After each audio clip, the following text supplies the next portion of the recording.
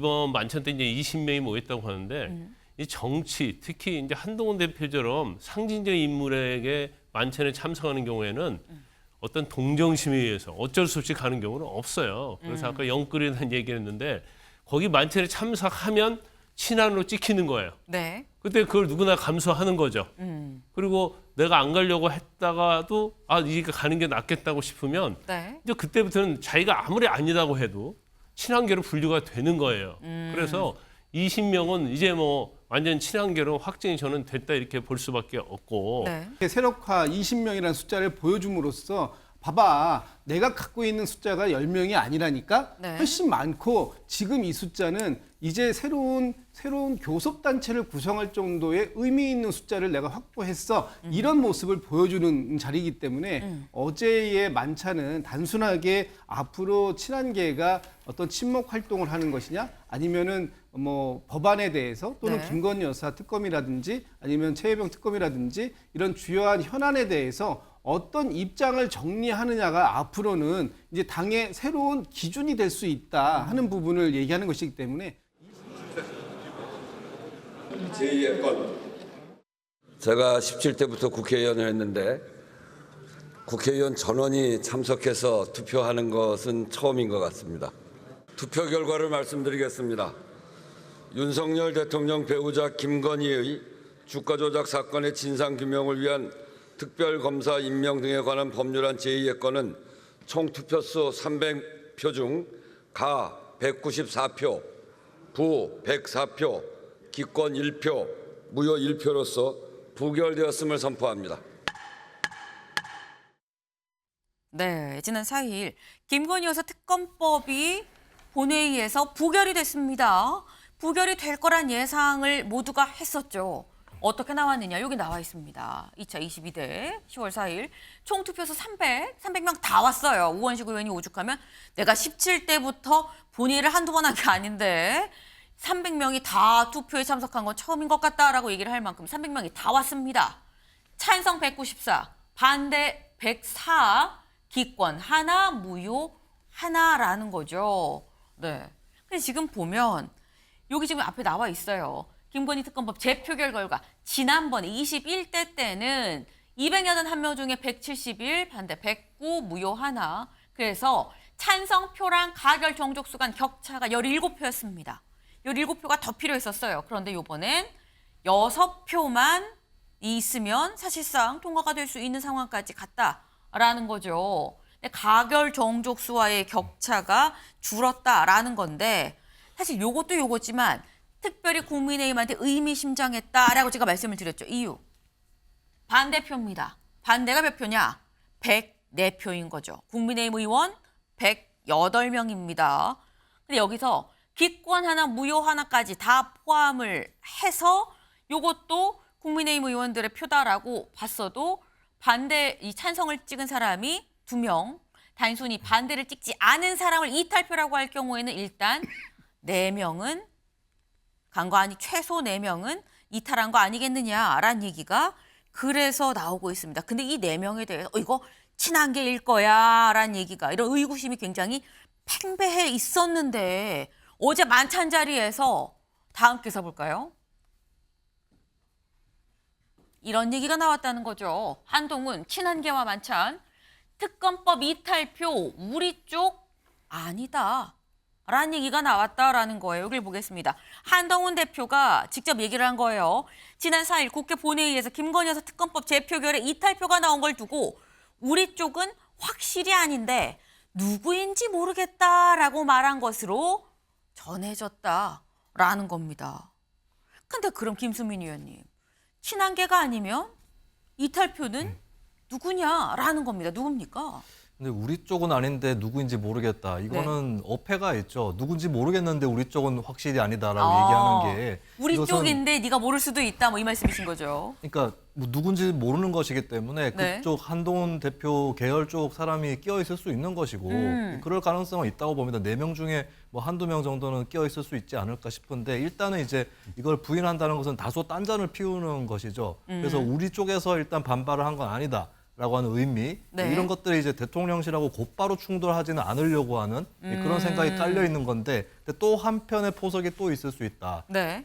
우리가 이탈한 게 아닌데도 내 표가 이탈을 했는데 그러면 친한계가 본격 이탈을 하면 어떻게 되겠느냐라고 아하. 하는 시그널일 수도 있다라고 하는 것이죠. 그러니까 네. 지금 친한계가 사실 20여 명 모인 것은 국민의힘 의원이 전체 100명이 넘기 때문에 이게 거의 뭐 어떻게 보면 일각에서는 못 온 사람도 있다고 하지만 다른 쪽에서 보면 거의 영끌했네 이렇게 생각할 수 있을 정도로 최대한 많이 모았을 수도 있는 거거든요. 그런 의미에서 20명이라는 수 자체가 네. 당 내에서 넉넉한 다수를 확보를 하는 데 있어서 아직까지는 굉장히 좀 거리가 멀다라고 볼 수가 있거든요. 다만 이것이 국회에서는 네. 찬성표, 특검법의 찬성표 200표를 넘길 수 있는 캐스팅 보트를 친한계가 쥐고 있다는 뜻이기도 합니다. 그러니까 비유하면은 2016년 박근혜 전 대통령 탄핵 당시에 비박계하고 비슷한 위상을 국회에서 친한계가 갖고 있다라고 하는 거고 그 점을 아직까지는 대통령실과 정면 충돌을 하지 않고 그럴 의사가 없으나 앞으로 그렇게 될 수도 있다라고 하는 것 이런 것들은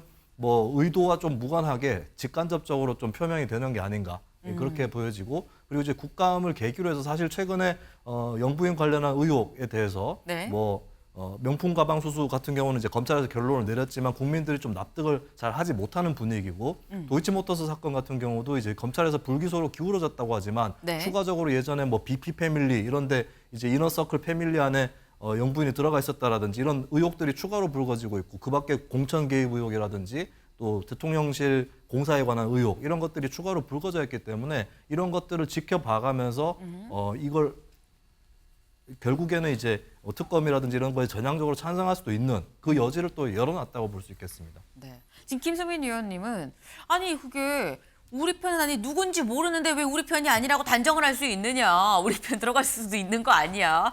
좀 딴전 피우는데요. 라고 딴전이라는 표현을 좀 쓰셨어요. 근데 지금 한동훈 대표 얘기는 그런 거죠. 일단 내가 아는 사람은 좀 없는 것 같은데 이거 친윤도 아닐 것 같고 우리도 아닌 것 같고 누구지? 약간 이런 느낌으로 지금 얘기를 한 겁니다. 조금 전에 박정훈 의원이 언론 인터뷰에서 뭐라고 얘기를 했느냐. 당내 친윤계가 20에서 30명 정도 되는데 중립지대가 40명 이상이다. 중립지대를 40명 이상으로 지금 이 친한계에선 보고 있는 것 같아요. 그러니까 이 중립지대, 이게 쉽게 얘기해서 회색지대가 40명 정도 되기 때문에 그중에 나온 거 아니겠느냐라는 취지의 얘기인 걸로 보입니다. 근데 김광삼 변호사님, 회색지대, 중립지대가 40명 이상이면 108명 중에 40명 이상이면 40%가 지금 넘는다는 얘기인데 이 정도 범주가 된다고 보십니까? 저도 그 정도 된다고 봐요. 사실 우리가 이제 친이 마치 국민의힘을 주도하고 있는 것처럼 보이지만 네. 사실은 그렇게 많지 않아요. 단지 이제 대통령이랑 엄청난 권력을 쥐고 있기 때문에 몇 명 안 돼도 사실은 힘 있는 것처럼 보이고 주도하는 것처럼 보이죠. 그런데 각각 우리 쪽은 아닌데라고 얘기했다는 거 아니에요, 이탈표가. 네. 근데 그 말은 제가 볼 때는 확신에 차서 얘기한 것 같아요. 왜냐하면 적어도 이번에 표 대결에 있어서는 네. 친한계끼리는 어느 정도의 서로 의견 공유가 있었다고 이렇게 보거든요. 이번에는 부결로 가자고 확정적으로 이 얘기했을 가능성이 크다. 네. 그러니까 한동훈 대표가 우리 쪽은 아니다는 얘기를 정확하게 좀 할 수 있다고 볼 수가 있고, 네. 그다음에 이제 오늘 이번 만찬 때 이제 20명이 모였다고 하는데 이 정치, 특히 이제 한동훈 대표처럼 상징적인 인물에게 만찬에 참석하는 경우에는 어떤 동정심에 의해서 어쩔 수 없이 가는 경우는 없어요. 그래서 아까 영끌이라는 얘기를 했는데 거기 만찬에 참석하면 친한으로 찍히는 거예요. 네. 그때 그걸 누구나 감수하는 거죠. 그리고 내가 안 가려고 했다가도 이게 가는 게 낫겠다고 싶으면 네. 이제 그때부터는 자기가 아무리 아니라고 해도 친한계로 분류가 되는 거예요. 그래서 20명은 이제 뭐 완전 친한계로 확정이 저는 됐다 이렇게 볼 수밖에 없고 네. 아까 그 박정훈 의원이 저도 이제 아침에 오면서 들었는데 네. 뭐 참석하겠다는 의원들도 꽤 있었다는 거고 지금 친윤이 뭐 한 3, 많으면 40명인데 사실 이게 만약에 민심 이탈이 계속 되다 보면 그중에 또 이탈할 수도 있거든요. 그래서 20명이라는 의미가 네. 제가 볼 때는 그냥 상당히 의미가 있다 이렇게 봅니다.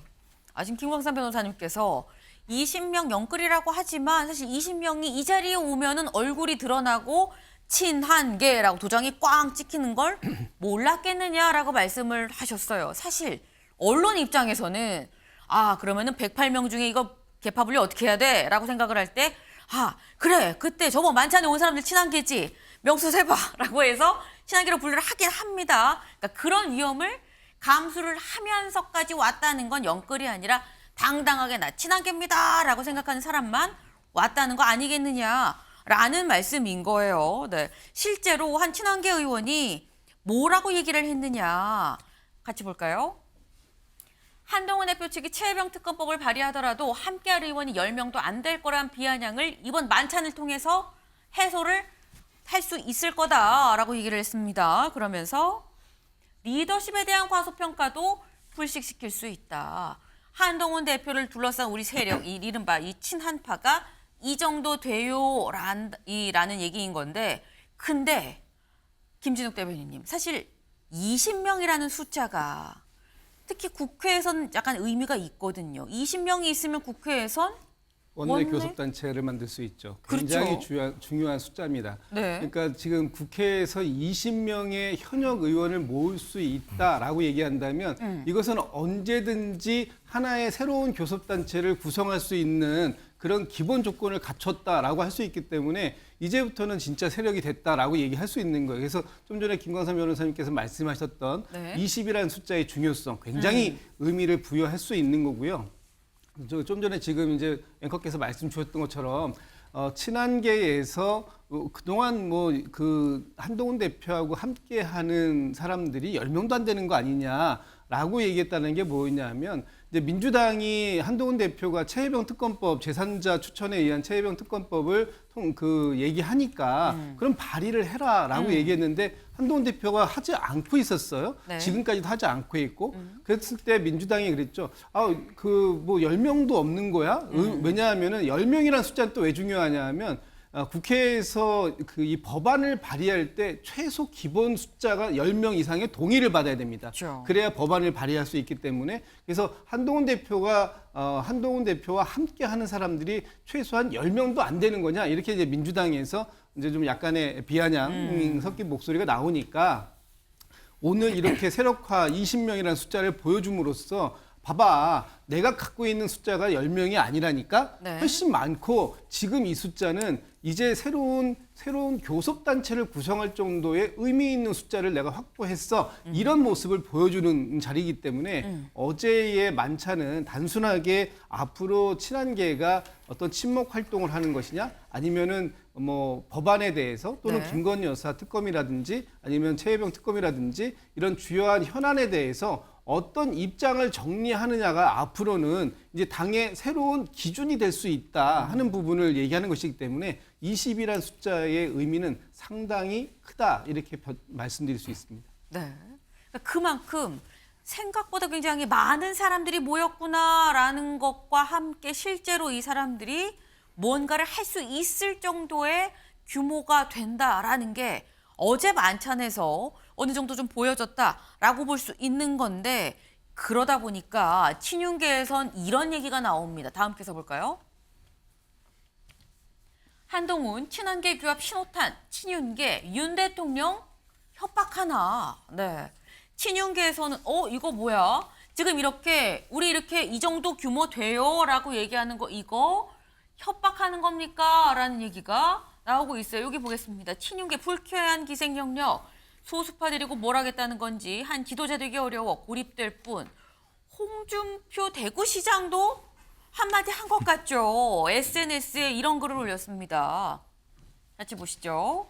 국회의원 헌법상 독립기관인데 개파 졸개로 전락하는 건 그 자체가 모욕이고 수장이 국회의원을 개파 졸개로 부리는 것도 이것도 헌법에 위배되는 거다라고 얘기를 합니다.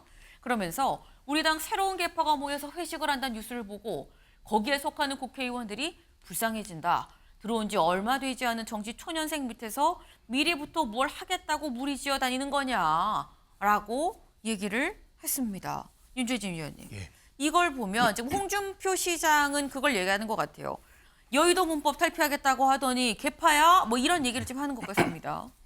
윤석열 대통령이 최근에 그 최고위원 중에 약간 친윤의 성향의 최고위원들만 같이 이제 저녁을 만찬을 먹은 적이 했었죠. 있었죠.